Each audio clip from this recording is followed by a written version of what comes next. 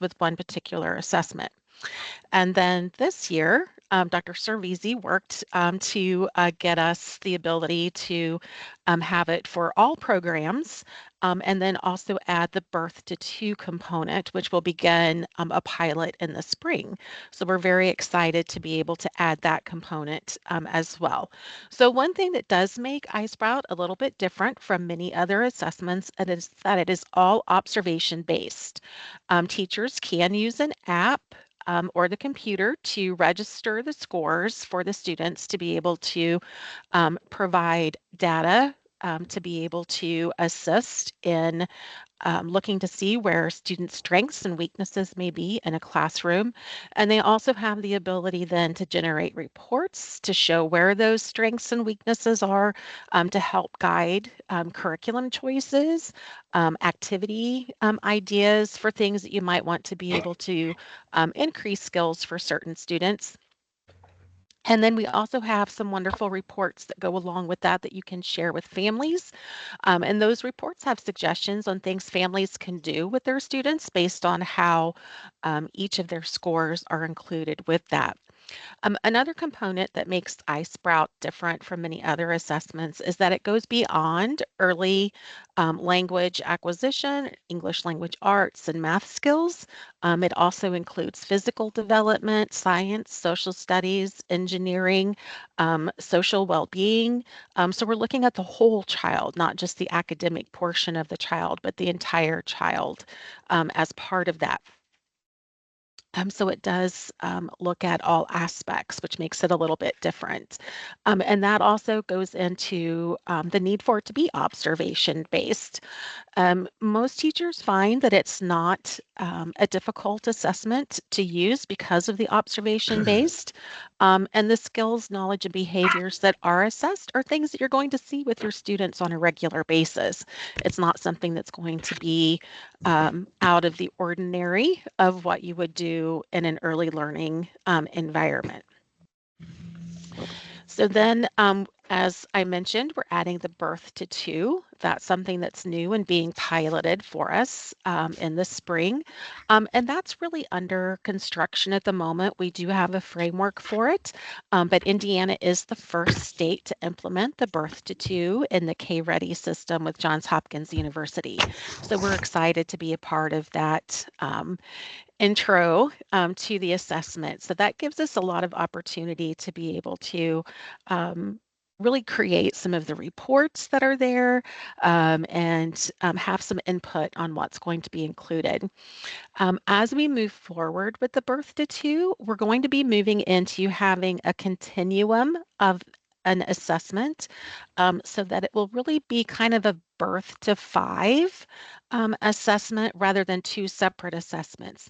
Now, we know that some skills don't go all the way from birth to five in either direction. So some skills will be in that continuum of birth to five. Other skills may be in a birth to two continuum, and others may be in a 3 to 5. But we are making sure that we can have that continuum so that we can have certain skills that we are definitely monitoring students to see how they grow from birth to 5. And then we also added as a pilot this year through the Office of Kindergarten Readiness, the Kindergarten Readiness Assessment that Johns Hopkins provides, which is part of the K-Ready system as well. And that's going to give us the opportunity to look at iSprout scores and also kindergarten readiness assessment scores and see how those correlate and work with programs to be able to help provide additional professional development or assistance in planning to be able to increase if needed. So we'll certainly have that opportunity to be able to share that. Great reports for all levels, administrators, teachers, and parents will be included as part of that. We have a lot of built-in training in the system itself for teachers who are administering it. It is an extensive training, which is surprising to many teachers, but we do want to make sure that we have fidelity in our observations, because we know what I see in a classroom and what Kelly sees in a classroom, we may interpret it differently depending on our relationship with a student. And we really want to make sure teachers have the training to be more objective in what they're observing. And that's a large part of what we do in the training as part of that. So they definitely go through that process with that. Kelly, did you have anything else to add with any of this? Or anything you'd like to say? I would just say how incredibly thankful we are for the collaboration we have had with the Office of Early Childhood and Out of School Learning. And now that we're having with First Steps, we had 185 programs opt in to give the IKRA this year. We had approximately 365 that did the iSprout 3 through 5, and we have 90 that will be starting with the iSprout Birth through 2 in January. So again, we were building this as we were flying, as that, old cliche goes. But every program was wonderful to work with, and we just look forward to that continued collaboration.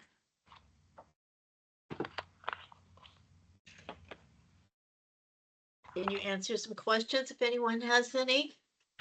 Absolutely. Anyone have any questions?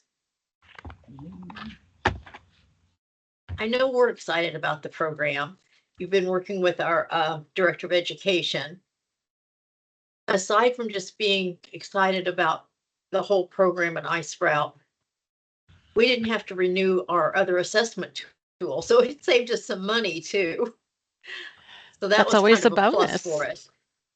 Yeah, It's yeah, nice it to be able is. to reallocate that to something else. Your timing's kind of good. It was coming up the end of November.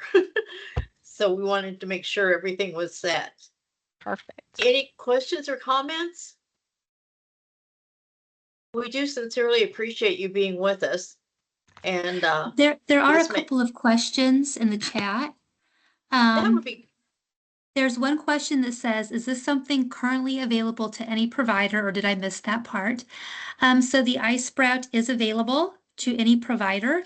There is kind of a disclaimer that if you do receive the On My Way Pre-K funds, you still have to give the KRI in May, but you are welcome to give the iSprout as well. And there's a second question that says, will this follow the students to the public school?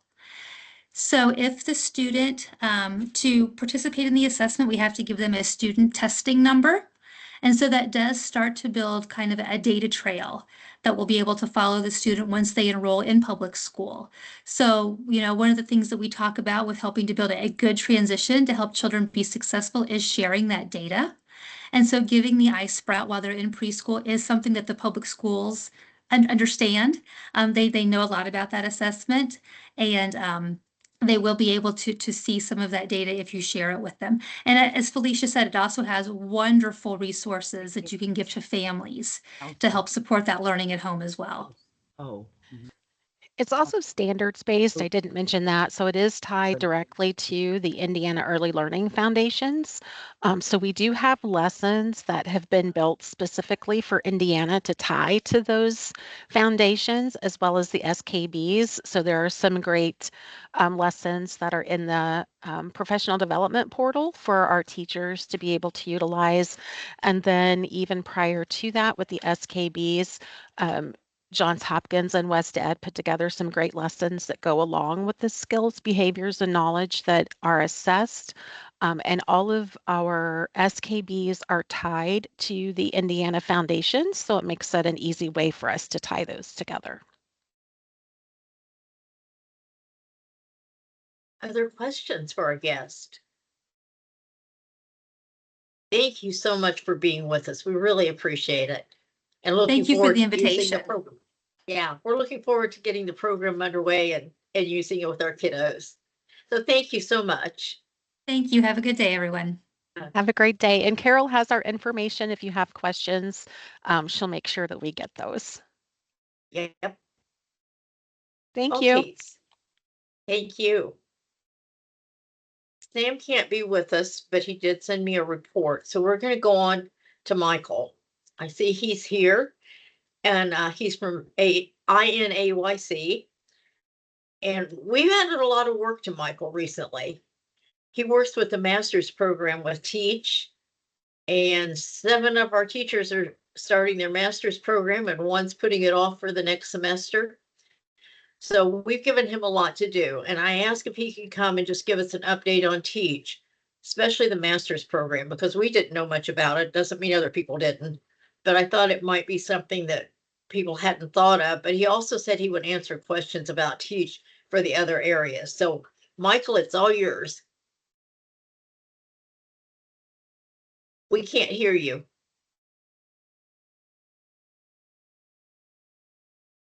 Michael,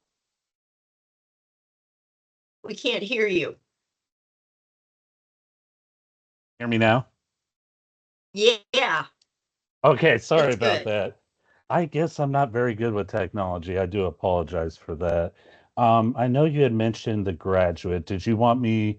I have a small PowerPoint. I can go through all of them, or do you just want me to speak specifically to graduate? I do want to be How about you go respectful through all of of them? people's Because I time. think we all have people at all different levels in their education.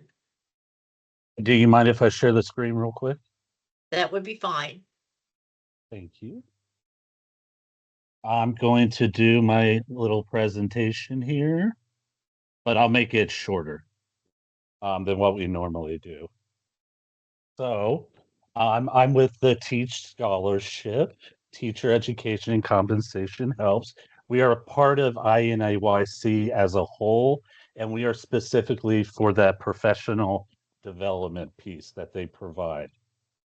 We are licensed through the Child Care Services Association. We're funded by FSSA and OECASL, and our mission is to link scholarship, education, compensation, and commitment.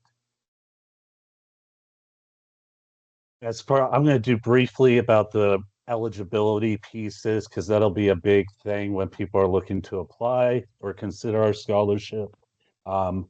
Mainly those as far as position, we look at teachers, assistant teachers, home visitors, administrator, director, family child care, homeowner, employee. However, when you get to my level of scholarship, we do deal with different other types of positions outside of this. So we get a job description of those and evaluate them, making sure they connect with birth to pre-K. That is a big piece, that the position connects to that in some way. Other eligibility items are they must be living and working in Indiana. They also must be working at least 30 hours per week. We are required to get documentation of that as far as pay stubs or other documents. There's a part-time scholarship, but that's only for associate degree. And then the sponsor itself or the center must be a licensed center, a legally exempt organization, a family child care setting, or a registered ministry. Legal exempt will be key. We are starting to get those more. They have to be exempted except those CDF children. As far as our undergraduate scholarships, we do offer a scholarship for CDA training through Ivy Tech that consists of, I believe, 5 classes. That also rolls into their overall associate degree. And we do partner with them with the AAS or the AS degrees for associates. We predominantly work with Ivy Tech. We also work with Vincennes, but we don't have any students with them currently. We also offer a scholarship for CDA assessment and renewal for those that have the trainings, they've done the portfolio, they want all they need to do is to visit and pay for that test. We will provide support for that. We work with several bachelor degree programs, a mixture of licensure and non-licensure. We also partner with the AIM Director's Credential through USI. This is for undergrad and graduate level. It's a non-degree seeking program, consists of 3 classes, and then they get a director's credential similar to a CDA credential, They renew every 3 years. And then that we do work with the infant toddler certificate through Ball State as well. Now about the graduate degrees, yes, this is thank you, Carol, for being a new recipient of mine and bringing in a bunch of people. I do appreciate that. A bunch of Um, people all at the same time. which I am so excited about because it's so much better working with a group or a cohort. I always encourage my students to connect, make connections. That's just another support system. So I'm so excited for your group. And I'm almost finished with them. But We've yeah, this exchanged a is, lot of papers. oh yes, a lot. And I'll briefly touch on that at the end as far as our application process. But yes. Um, Now the graduate degree pro, started offering this a couple years ago. Still kind of newish. We only had a couple schools at the time, but we've really grown those options as far as for the graduate degree level. We now offer the Aim for Excellence Director's Credential that I mentioned on the undergrad. They also offer it on the graduate side. Fun thing, this is through USI that also rolls into their master's degree. So I have been seeing a lot of popularity with this credential, especially with those that are promoted within leadership positions and maybe don't have those skills and want to get them, or maybe they're in leadership skills and they need to meet those PTQ levels and all that. So this has become a more popular option. Then there is two certificate programs we're partnered with right now through Ball State. One is their administration certificate. It's focused, like its name, on program administration in that early childhood setting. And they do offer a master teacher certificate, which is really for those that are maybe thinking about being a mentor or maybe going more theory into early childhood.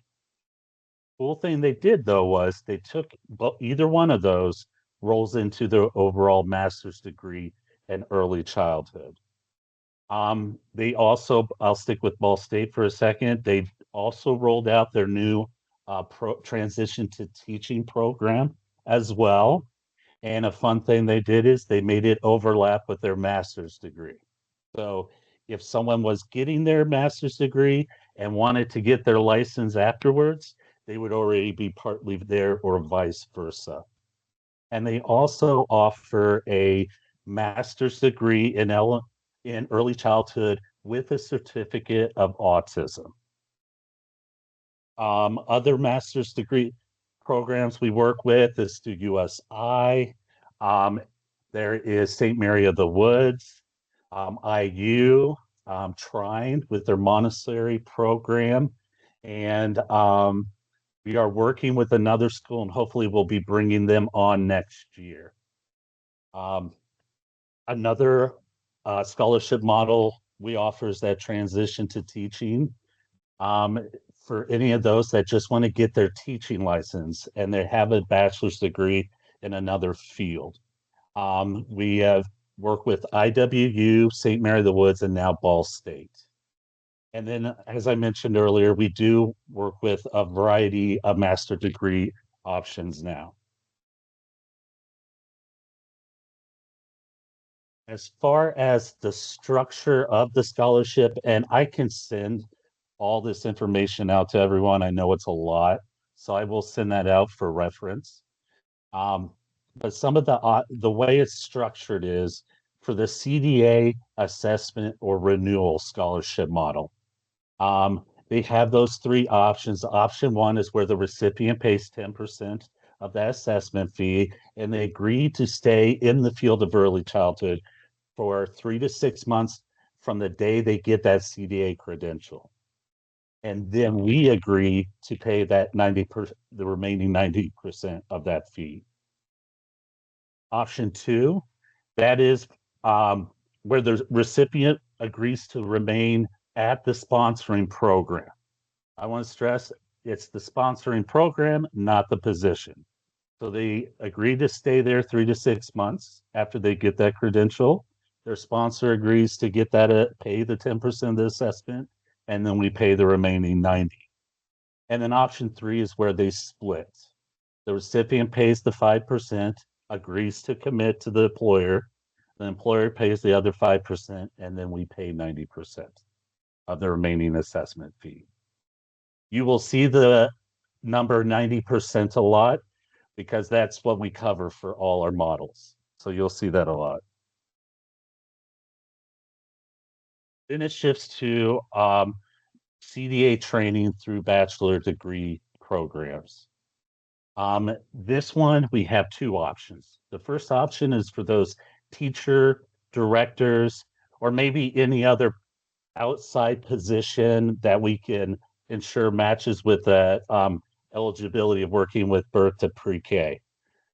In this option, the recipient pays for 5% of tuition and books.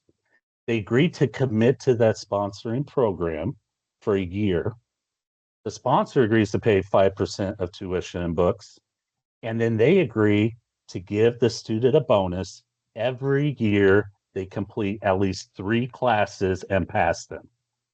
We work on yearly contracts and renew them every year. So if it takes a student 2 contracts to get their bachelor associate degree, they will get 2 bonuses. And then the Teach Scholarship, we agree to pay 90% of tuition and books. We also say, hey, if you have any semester you have a class, we're going to give you an $85 travel stipend. This was developed before COVID and virtual options, so you don't have to travel to get it. It's automatic. And then we agree as well, as long as you've done those 9 credit hours and passed them each year, we will give you a bonus as well. And then for option 2, that's for those family child care home owners and directors or family child care home owners. They agree to stay employed or keep their sponsoring program open for the next year after they complete their contract. That family child care home center agrees to pay that 10% of tuition and books, as well as give a bonus upon completing at least 9 credit hours. And then we as well agree to do 90% of tuition and books, that travel stipend, and a bonus as well, just like with option 1. Now for the graduate degree, very similar to the bachelor, associate, and CDA training. The biggest difference will be the commitment piece and the travel stipend and the bonus. They do commit to stay at their sponsoring program for 20 months after the bonus, after they complete that contract. And I always stress with them, because 2 years seems like a lot, it's the program and not your position. I've had students move up within their organization while they've been on the scholarship, as well as after they've gone off the scholarship. So we really want to see them grow within their organization and the field. The sponsor agrees to pay that 5% of tuition and books, as well as give that raise. And then we agree to do 90% of tuition and books, but we give a $250 travel stipend for those graduate options. And then we do a bigger bonus for them as well for completing at least 9 credit hours. And then for those family child care home owners and directors and the family child care owner, they're committing those 2 years to the program or keeping it open. They're committing the program itself will pay that 10% of tuition and books, and will give a bonus for completing each contract. And then we agree to do that 90%, the travel stipend and the bonus.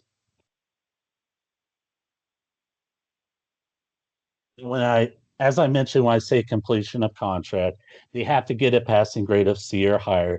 They have to submit their grades, because we need proof that they actually got those grades. We get audited, so they do look for that.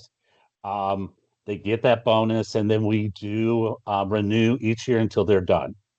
And then we like to see our recipients grow within the field and progress in their education, so they can use our scholarship multiple times. I've got plenty that have used it from getting their CDA all the way up to their masters. We recently had a couple that graduated with their masters and they had started with us with their CDA. So they can use it multiple times, they just can't use it consecutively. So the programs that, as far as associate level, it is predominantly Ivy Tech. As I mentioned, there's Vincennes, but we don't have any students there. So it's really predominantly Ivy Tech that we work with for associate degree. So if we have a student that wants to go get their bachelor in early childhood, but they don't have any, maybe they're just out of high school, they don't go directly to the 4-year program first. We divert them to Ivy Tech to get their associate first. And then we transfer that, we help them move up to the 4-year degree program.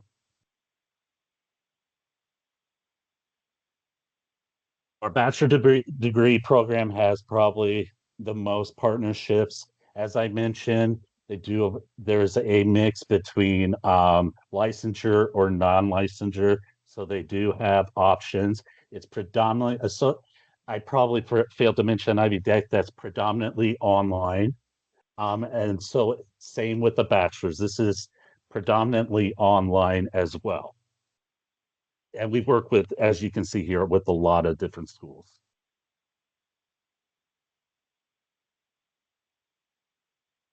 And for our graduate degree programs, as I mentioned before, there's, and I'll just briefly say what the programs are we work with each school. USI, their master's degree is focused on leadership. It's inclusive of that AIM director's credential. It's fully online as well. St. Mary of the Woods is the Master's in Leadership Development. Our recipients that go through this is through the lens of early childhood. It focuses on what kind of leader they're going to be, and then they get to look at either going an advocacy route or maybe more of HR, accounting, that kind of area. There is an online option or a hybrid option, and these are a structured cohort, and one of the options is accelerated. The hybrid one is accelerated. The non-hybrid one is not. Ball State, they have the 2 master certificates. They do the transition to teaching, and they do the master's degree. And I failed to mention on St. Mary's, they do the transition to teaching as well. For Valpo, they do transition to teaching. It's very structured. Most of the classes are actually, I believe, during the summer and in the fall. IU, their master's degree is focused more on curriculum and learning, and it's fully online as well. IWU, this is fully online. This is a master's degree just in early childhood itself. They are structured where they take 1 class every 7 weeks, and it's totally mapped out the whole time.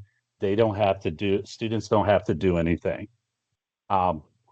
Shrine, that's our Montessori school we've brought on. They also have a large focus in the summer as well as far as classes. I'll end with our approval process with applying.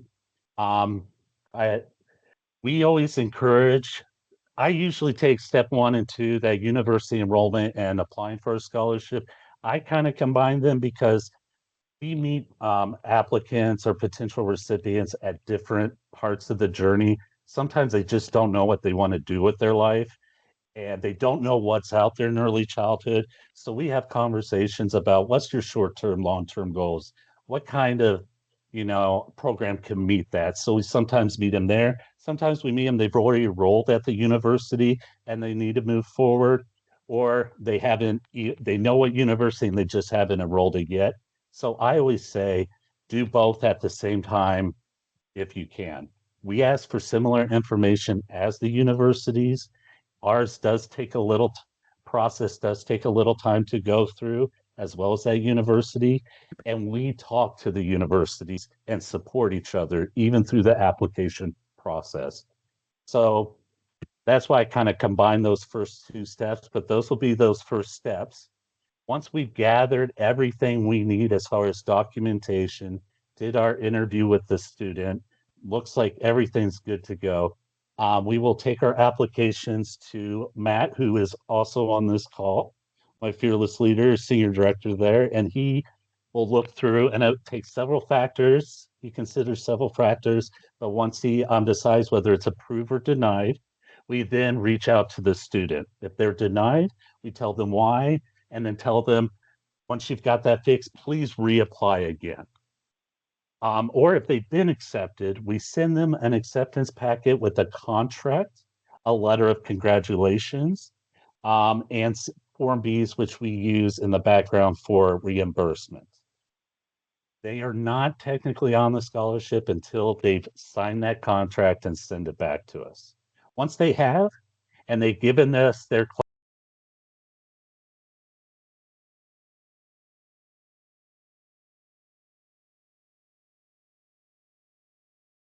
that are not in the program, we send a charge approval to the school and they're good to go. So that was my long-winded presentation. I'll end there. I will share all that information out. I know it's a lot. What was people's thoughts, or what kind of questions might you have?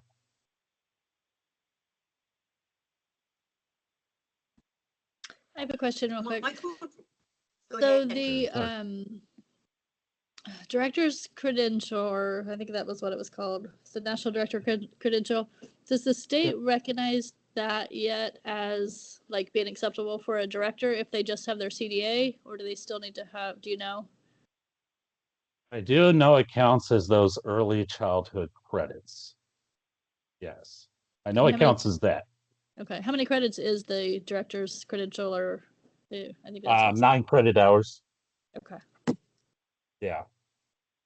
And one thing we've seen is centers are being told you have to get someone who has a bachelor degree or any kind of degree. They're being told you have to get a CDA. No, you don't. We don't want you to waste that education. Just get the director's credential, or maybe go back for a higher level versus just the CDA, if that makes sense. Yeah, so I had tried, it's probably been a year and a half ago, for one of my staff that Mhm. has a CDA, and we were going to do the director's credential, but then the state said that that wasn't acceptable to meet the qualifications for a director because they had to have an associate degree. So I didn't know if that had changed or if you knew anything.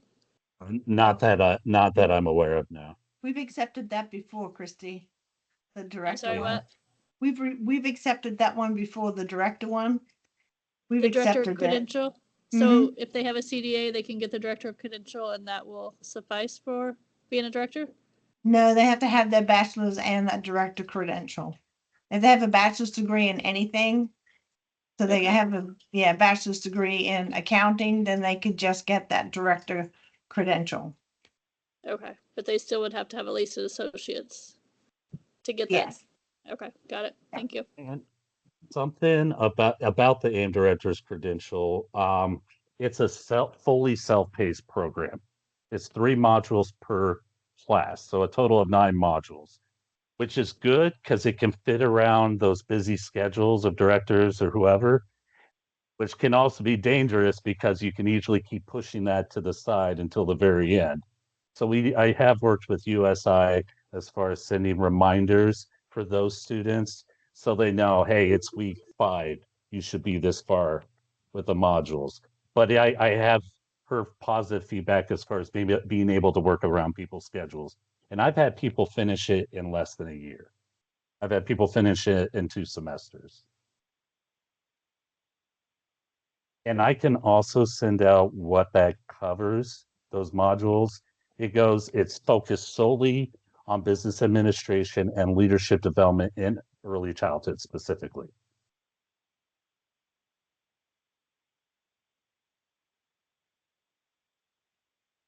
Any other questions for Michael? I will say, if you got a bachelor degree in another area, don't worry. I haven't seen that be an issue yet. I've had people with biology bachelor degrees, HR, a wide variety. So I definitely encourage people not to let that be a barrier. I also share, not only do we provide financial assistance, because I've really talked about that, but what we really have fun doing is supporting them. We let them know you're not on this journey alone. If you are having an issue with a teacher, maybe a teacher's not being unresponsive and you don't know what to do, give us a call. We can talk through strategies. So we really are another layer to help support them.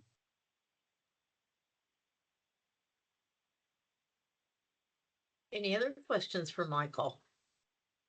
Did you having a student? Thank you for being with us. And I'm I sure did have we'll be one in question. contact. Sorry, I did have a student in a different EC field able to receive a teach scholarship. Could you clarify? Sorry on that. What do you mean having a different in a different EC field? What do you mean?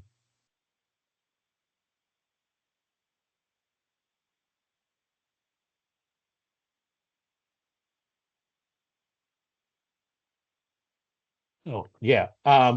What we do, we look at I have them send us their job description. And then what I do is I just evaluate their job description roles, making sure it connects in some way to birth to pre-K. So I have had um, people in similar positions like that apply. So I always, if you're unsure, just apply. I'll let you know.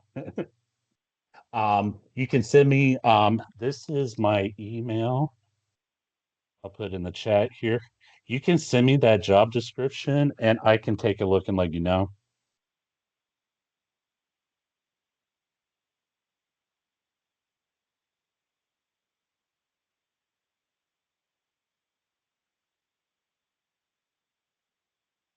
So yes, the director's credential is renewed every 3 years. Something really cool we just started with USI is they developed, because you have to do to renew it, like with the CDA, you have to do trainings, but they have to be specifically business administration or leadership. So we have worked with USI and the McCormick Center, which is where these trainings come out of. And they actually have more than 9 modules. So they have taken a module from an additional module separate from the other ones that the students have taken and made that a class so that our scholarship can support a student taking that class. Then we will support them to renew their director's credential. So yes. Thank you, Courtney. Other think that was the questions or last question. comments? Well, thank you, Michael. It's always Oh, my nice to put pleasure. a face to the person that we're working with instead of just the emails and all. But for answering Well, the I'm gonna questions, come teach is visit such a you. good. Yeah, I'm gonna come you are visit you and welcome our to. friends. Oh, I will be. So we really take advantage of the Teach program. It's been very, very good for us. We've had people come to us with a high school diploma and go all the way to Ball State for a bachelor's degree. Uh, we have one now that she's finished her associates and she's at Ball State. But the people Well, that I'll be had their talking to her when bachelor's, she's done. okay. Yeah, she's just in her freshman year, her first year, but everyone's doing okay so far. Then I we just had one find it. that had back problems when she fell, but that was on the associate level. And she still did her work from home, so she's still good. But we really appreciate it. It helps her get our staff the degrees they need, and it makes a difference when in the classroom and the things that they're learning and they're trying and implementing. It's good for our center. So thank you. Thank you. It's a pleasure working with everyone in the field because I know it's not easy to balance your work, home, and now you're adding school to it. It's so inspiring to see everyone's strength and perseverance going through that. So I love our students. So, yes, thank you. And you were right Absolutely. about having a group together. Because Mhm. they even tried to sign up for the same classes so they could work together on that. So I there's a love that support too. system built into it. Thank you so much. Thank you. Sam Snyderman, the person we rely on for information about legislative issues. He was going to be here, but there was a conflict that came up. I do have a report from him that I will send out to everyone. The highlights. The early word we are hearing from the legislative leaders is cautious. When there's a change in the government, there's always some hesitancy from the legislature because there's uncertainty about what the new governor's priorities will be. Some of the highlights he had and this is a budget year, so it'll be a longer session. Within the budget bill, there may be some appetite to push for modest spending increases for expanded eligibility for CCDF or On My Way pre-K, or to expand award amounts. I think with the budget bill, we will also have to work with the Office of Early Childhood on ensuring that the cost-based reimbursement rate can be maintained and strengthened with the end of ARP. There's other things in here. ELAC made some recommendations both within its recent report, the hidden cost of low pay on early educator compensation, and within its annual recommendations. I'll send this out, and Sam has always had an open invitation that if there are bills concerning childcare or anything associated with that, if he needs us to write a letter, which we've done, I can write the letter and send it out to the members. They give their input, we rewrite it, and they approve it, and Sam has it. I've also told him he could reach out to us if he needs people to testify at meetings when they're reviewing the bills. So we've offered our assistance, and there have been some things we've done in the past. And Sam, if he's not too busy, will join us at our next meeting because we're going to talk about revamping the center directors, but we will see what happens. So one thing he wanted everyone to know, our Early Education Works Coalition and the Indiana Association for the Education of Young Children are co-hosting a child care day at the State House in 2025 on February 11th. And then it says you can get more information and register at the INAYC website. So I will send this out. Sam's usually got very good information for us, but he said this year we'll have to kind of wait and see. So I've waited a little later to do the attendance in case people came on late. The only thing I need to record are voting members. And I see everyone except Mike and Noel. Are either one of you on and I missed you? I'm here. Noelle is Oh. here. Hi, Noel. Hi. How about I've been Mike? here. Mike's Okay, here. I just couldn't see the name. Everyone on the Directors Advisory Board is in attendance today. So I really appreciate that. Of course, Courtney kind of threw me because it'll always be Courtney Beeman. Just because you got married, you didn't have to change your name. So I wrote down the correct name so I can change our records too. I was So we waiting on you to make that comment. Just threw me a little bit. It's like, who is she? We've got another guest with us. No, we have a voting member with us. So some of the topics from the Office of Early Childhood, Pam, you say anything you want. Working with ELAC, how would this group feel about it?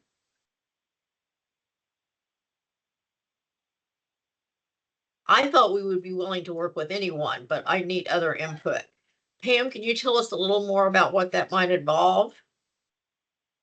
Yeah, that's a good question. So ELAC is a governor's appointed group that looks at early childhood in the state of Indiana. They put through recommendations. So they put through recommendations lately on like rules and regulations. They want an overhaul of rules and regulations, health and safety. So really we're trying to maybe have maybe a subcommittee that will be looking at rules that we're proposing. Maybe looking at the new micro facility, being part of that group, having input in say into what that looks like, having feedback into some of those things.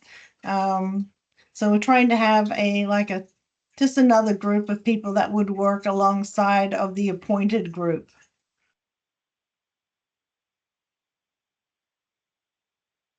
Anyone have anything to say? Yeah, Like, I'm yes, just we do. curious. Uh-huh. Well, I guess first of all, I guess in general, um, I guess the nature of the question is kind of confusing. Are we willing to work with ELAC? Of course. Why wouldn't we? We're all in the same space. I guess the question is to figure out what's the role of I guess what's the nature of the relationship between the two groups? ELAC has a mission, but I guess I'll just say when the licensing work group came around, and I was on that group, but I had to apply separately to be on that group, which I was happy to be a part of. But it was kind of curious to me because we had, I don't know, I can't speak for the homes or the ministries, but this group is a functioning group. Were we asked as a group to offer any opinions or provide any thoughts on the licensing changes?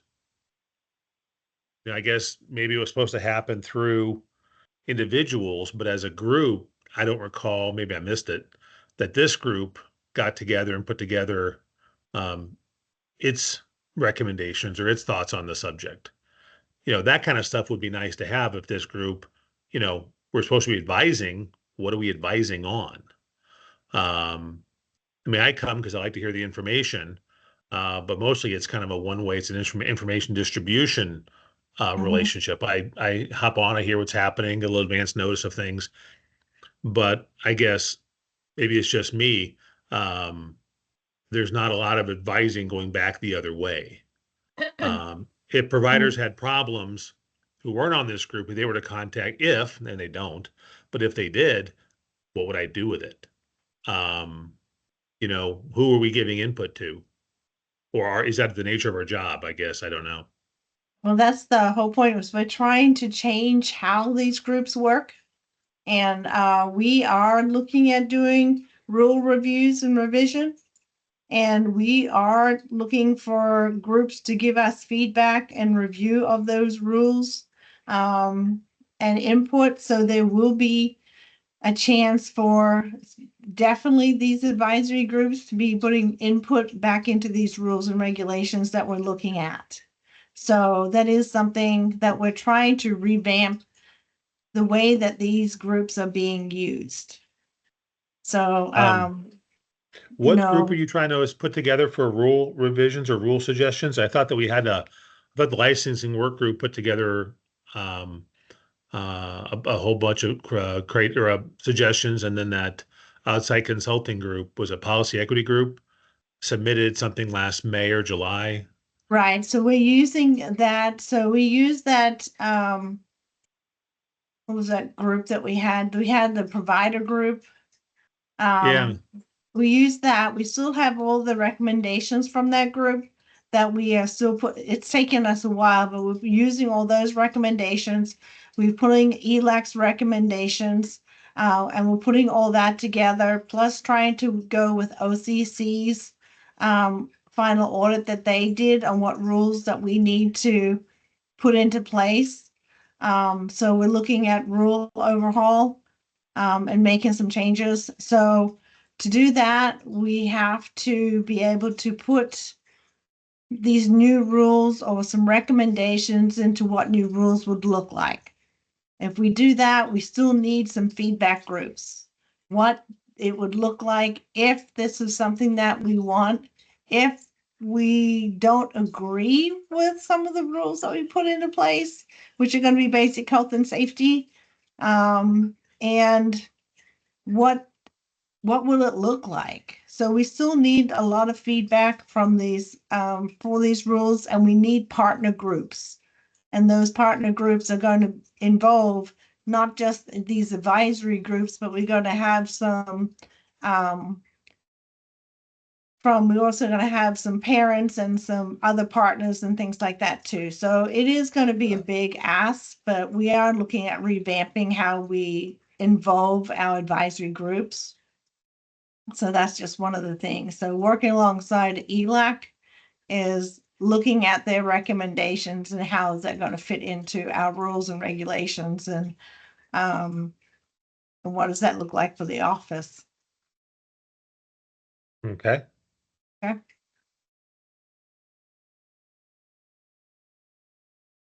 Any other questions for Pam about working with ELAC? Is there any objections from anyone about us being a part of this?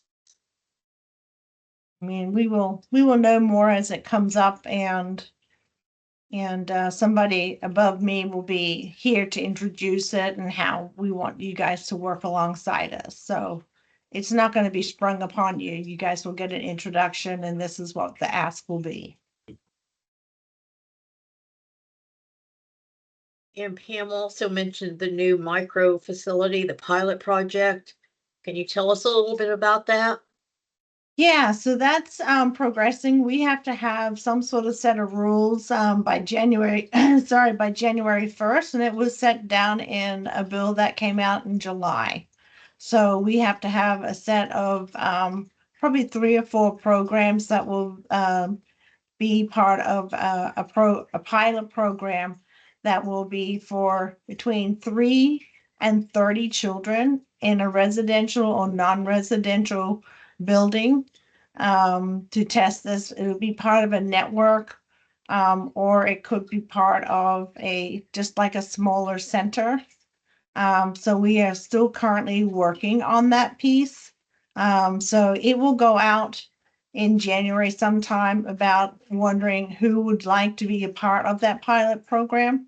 But once we have more information on what the rules, what it would look like, what a reimbursement maybe for CCDF would look like, we're still ironing out a lot of details, so it's not close to being finalized. We're looking at ratios, we're looking at what a group size or a unit would look like, what caregivers requirements would be. We're looking at all those different pieces. So it's not, we still got a couple of months to work on this yet, but we have until January to come up with some sort of least the basics, the shell of it, so we can at least put this out. So once we do have that, again, it'll run by you guys to see if this is something that would work. We still have flyers, information sheets, put it out to people who wish to be part of that pilot program. We don't know if it'll work or if it'll be a flop, but it will be a pilot program. So just so we know. This is due in January 25. Yep. Yep, Mike, we know. Coming around too fast. The Yeah. flyer you talked about, do we have access to that flyer? No, we haven't done much of anything. The information that we can give you right now is already on our website, and you can look at the bill that we had that was passed in July. That's what we've got so far. I'm sorry, Mike, I interrupted. Oh, no, not at all. Not at all. Just a lot of thoughts.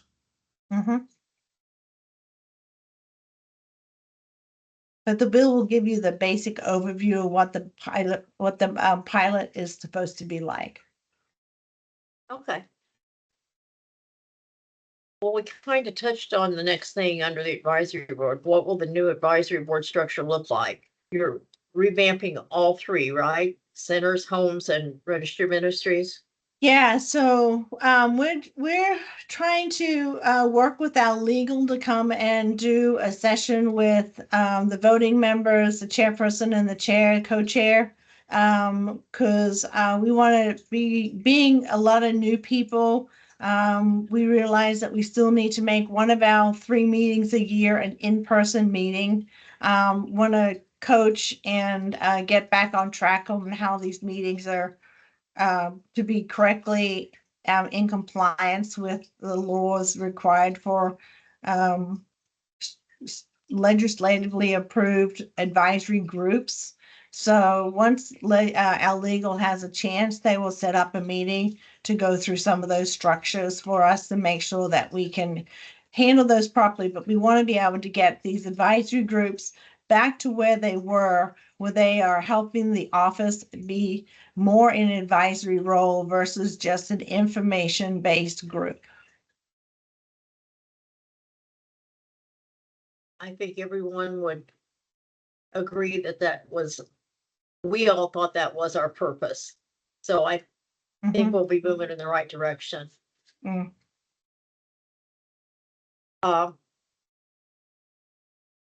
We did postpone the election of officers to wait and see what the new structure is going to be like.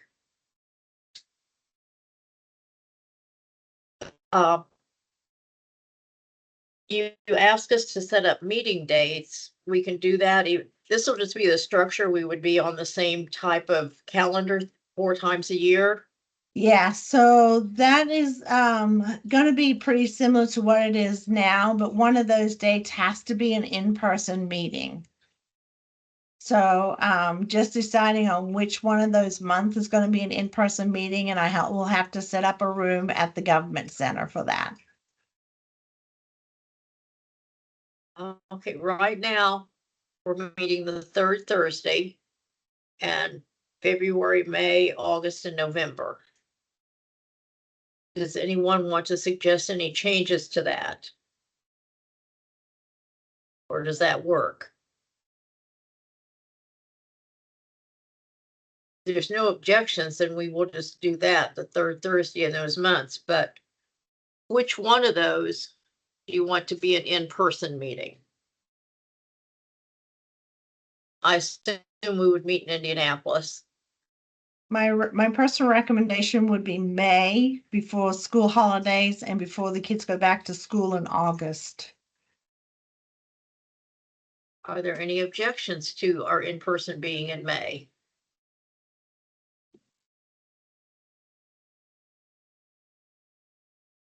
There's no objections. I will just say we had a consensus then.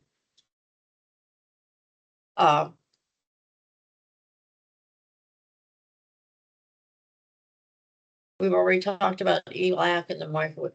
Update from the Office of Early Childhood. What's going on? What's new and exciting? Let's see. Elizabeth, do you have the PowerPoint presentation there? Okay, I I'm gonna do. let Elizabeth take over real quick. She has a quick PowerPoint presentation and some things that we have on there.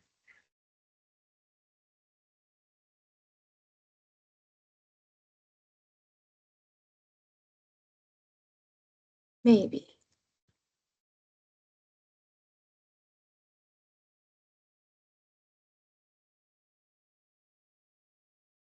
I don't want to go too far over. I know and respect everybody's time.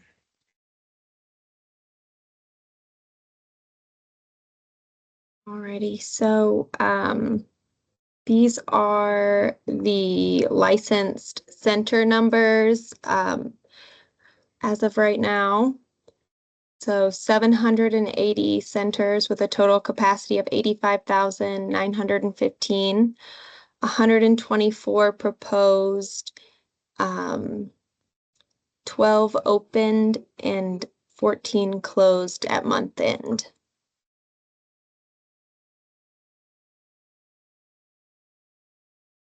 And then we wanted to give you the names of some new consultants. So for facilities, there is Anne in the Northwest and Jessica in Southwest.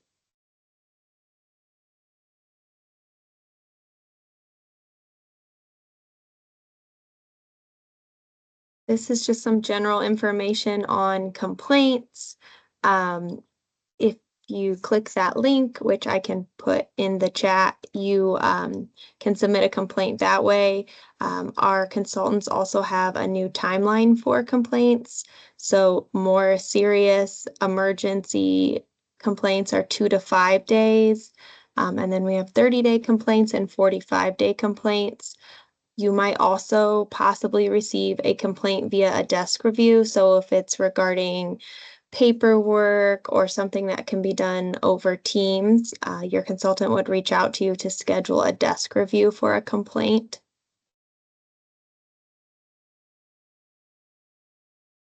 And then this is regarding variances. So the minimum age requirement for educators teaching 3 to 5-year-olds is remaining the same. The staff would need to be at least 18 years old. So variances are required for 17-year-olds that you wish to work in a room other than school age in a center.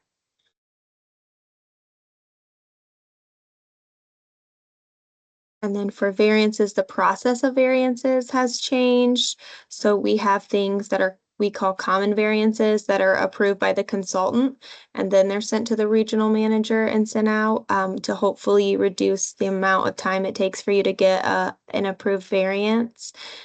So that would be things such as like caregiver qualifications, maybe rocking chair in a toddler room, just common variances that we receive pretty frequently. And then we also have uncommon variances, which would then still be reviewed by a committee and then typed up by the manager and sent to the deputy director for final review and signature. And then 18-year-olds may serve as lead teachers of an infant toddler classroom if they meet all the requirements of a caregiver. And the parent must be notified that someone under 21 years of age is working in that classroom. A page on the ethics training for the voting members. Do you guys need the link to that, or do you have it? Is there anyone that needs the link? I don't know if everyone's taken it. I know some of us have. I can put that at the end in the chat before we end the meeting so that anyone who doesn't have it has it. Okay, thank you. And Pam already talked a little bit about the micro facility pilot. So to not keep you over too much, I'll skip over that one. And then this is regarding the state fire marshal. If you have any questions for the state fire marshal or need documents from the state fire marshal, this is the email and phone number that you would contact them at.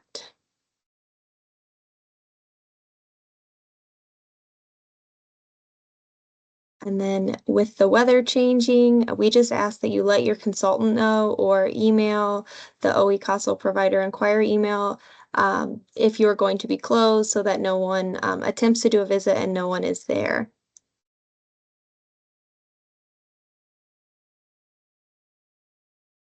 And then just for your information, the new CCDF plan for 2025 to 2027 is posted under information and resources on our website.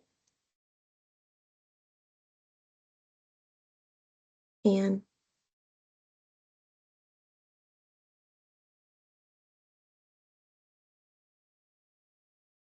Sorry, that's a mistake. I'm like, what is going on?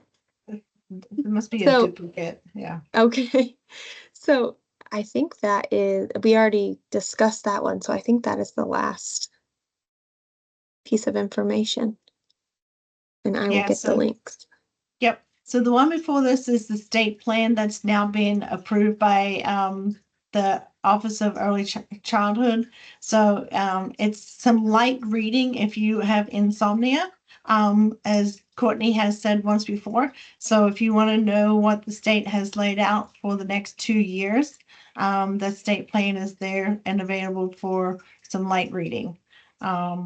So we just wanted to give you some updates, especially with some changes with our staff and some new processes that we are trying to implement to streamline some things, trying to make things faster and smoother in the office. If you have any questions on what we're doing in processes, please reach out to each of the regional managers. They're more than happy to help answer any of your questions. That's all we have. Any questions for Pam or anyone from the Office of Early Childhood? I have a concern or a question. Yeah. The CCDF Agreement Centers, those were put on hold. Do you know when applications will be back, when it will start again? That I do not know anything about. So that Okay. might be a Kim Rule question. So you feel free to email Kim Rule. Okay. Any other questions, concerns for Pam? Thank you all for joining us. We had 100% participation, Pam. I think that was great. That's awesome. When we switch to the new system next year, maybe we need to broaden the group. I don't know a lot of people in Southern Indiana, but we need to have people from all parts of Indiana, small centers, large centers, for-profit, not-for-profit. So it doesn't have to be from the southern part. That's just a part I think we're lacking in. If anybody has suggestions for advisory board meetings, please let me know. And I will talk to Pam. I can't put people on the board, but I can, if Pam okays them, I can call and talk to them and see if they will join. So if you have any suggestions, please let me know. And think about officer positions, because we need to do that once we know about the advisory board, so people will know what those roles entail. We need to elect officers, because right now we don't have a secretary or a vice chairperson. So that's going to be on the agenda when we meet again, which I assume will be February. I'm going to ask Sam Snyderman to keep us abreast of what's going on in the legislature and send out any notices. Other than that, is there any other business to come before the group? Then we will stand adjourned. Thank you all. And I'll recognize your name next time. Courtney. It's okay. I bet you won't, but it's fine. No, I won't. I said it, but I just said it to be